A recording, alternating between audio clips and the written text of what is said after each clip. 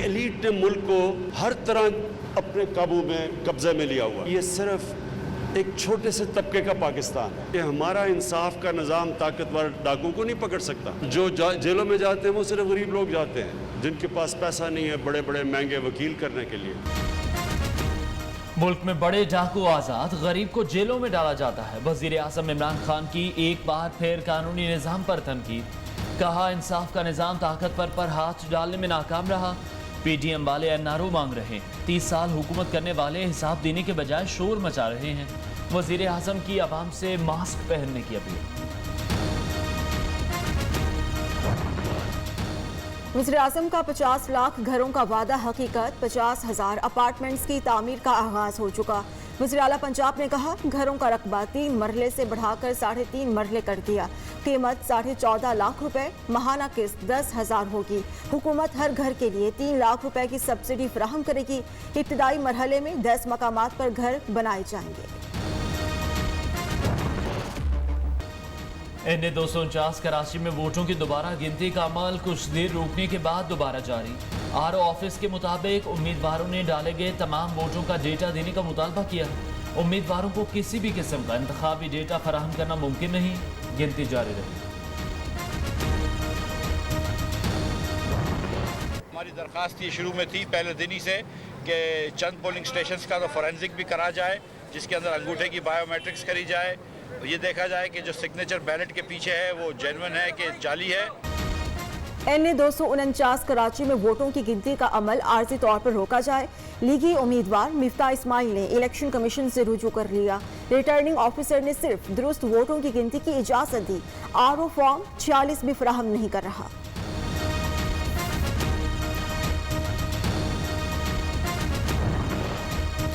ये किस तरह की रिकाउंटिंग है? रिटर्निंग अफसर कोई भी बात नहीं मान रहा। लीगी रहनुमा ख्वाजा साद रफीक ने कहा बैलेट पेपर की बैग पर दस्तखत देने की सदा भी मुस्तरद कर दी। चाहते हैं फॉर्म 45 और 46 को टैली करने दिया जाए।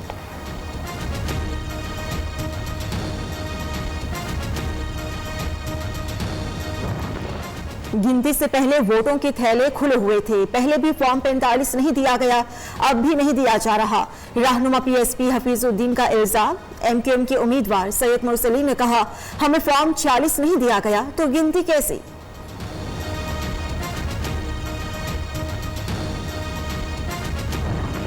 यहाँ पे सील लगी हुई है प्रॉपर। आप मुझे बताओ कि ये प्रोसेस स्टार्ट ही नहीं हो रहा है तो सील कैसे देख ली उन्हें? जहाँ जीत रहे वहाँ नून लीग को दांधली नजर आ रहा है। जहाँ नून लीग जीत रहे खुशाब में, दस्कम में या नौशहरा में, वहाँ कोई दांधली के इल्जाम नहीं लगा रहा है। थैले सील मुखालिफ उम्मीदवार झूठ बोल रहे हैं। रहनुमा पीपल्स पार्टी कादिर मंदुखिल का इलेक्शन कमीशन पर जानिबदारी का इल्जाम। कहा फॉर्म 45-46 का दोबारा गिनती से कोई ताल्लुक नहीं। पीपल्स पार्टी इलेक्शन जीत चुकी। नून लीग हार जाए तो धांधली, जीत जाए तो कोई शिकायत नहीं।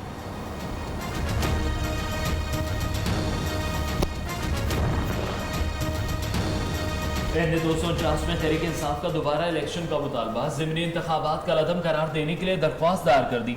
PTI उम्मीदवार अमजद आफरीदी ने 29 अप्रैल का इलेक्शन तारीख का बदतरीन इलेक्शन करार दे दिया। कहा आवाम के वोटों पर डाका डाला गया।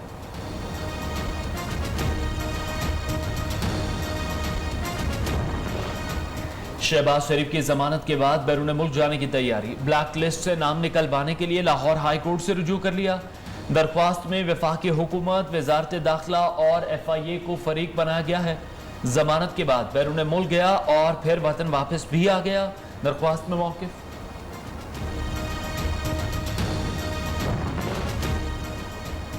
आमदन से ज्यादा असासे बनाने का केस स्पीकर सिंध असम्बली आगा सिराज दुरानी और दीगर मुल्जिमान पर तरमीमी फर्द जुर्मायत। मुल्जिमान का सेहत जुर्म से इनकार।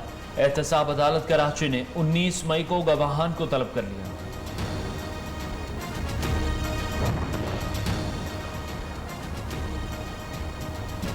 लाहौर हाई कोर्ट ने हायर एजुकेशन कमीशन कमेटी की वर्किंग सुस्त करार दे दी।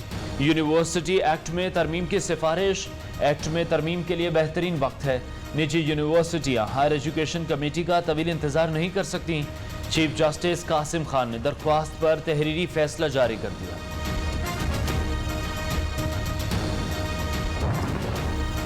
एप्सब का हुकूमत से बर वक्त नया सेमेस्टर शुरू करने का मुतालबा। कोरोना वबा के दौरान निजी तालीमी सेक्टर को नाकाबिले तलाफी माली नुकसान का सामना है। हुकूमती माली मुआवनत के बगैर निजी तालीमी सेक्टर बका की जंग में मसरूफ हैं। चेयरमैन एफसेट प्रोफेसर डॉक्टर चौधरी अब्दुल रहमान का वफाकी वजीर तालीम के नाम खत।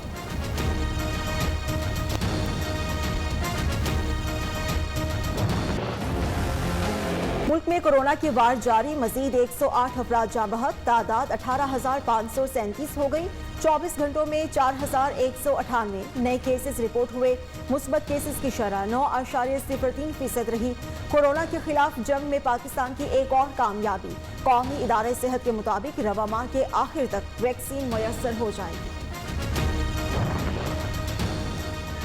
पंजाब में 8 से 16 मई तक मरी और दीगर सयाहती मकामात बंद रहेंगे। लाहौर में ईद उल फितर पर बच्चों की पसंदीदा सैरगाह चिड़ियाघर के दरवाजे आज से बंद। उधर सिंध के तमाम सयाहती मकामात 8 से 15 मई तक मुकम्मल बंद रहेंगे। नोटिफिकेशन जारी।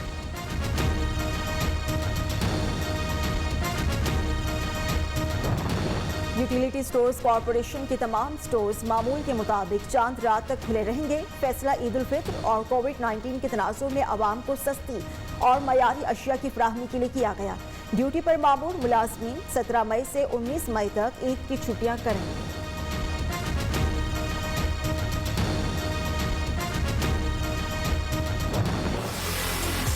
अब मुकाबला सख्त। ईद शॉपिंग की रेस उरूज पर। अवाम के पास कल शाम 6 बजे तक खरीदारी का टाइम।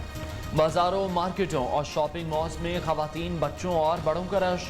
कोई लिबास तो कोई जूते खरीदने में मसरूफ। मैचिंग ज्वेलरी और चूड़ियों की तलाश भी जारी। कोरोना एसओपीज पर जुज़वी अमल दरामद।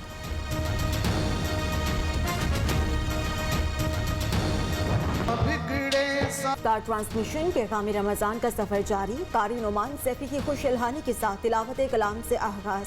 शहबाज कमर फरीदी की नात खानी। मजहबी स्कॉलर्स ने नेकी का हुक्म और बुराई से रोकने से मुतालिक हुकूमती और इनफरादी जिम्मेदारियों पर रोशनी डाली।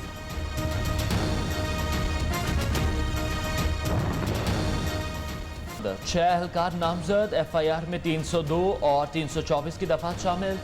गुज़श्ता शब ईगल स्क्वाड की फायरिंग से एक नौजवान जाम बहाक, दूसरा जख्मी हुआ था।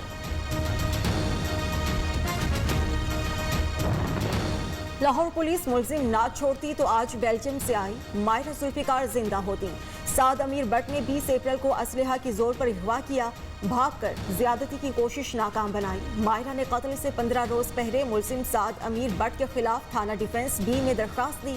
पुलिस ने पूछगछ करके मुलजिम को छोड़ दिया था।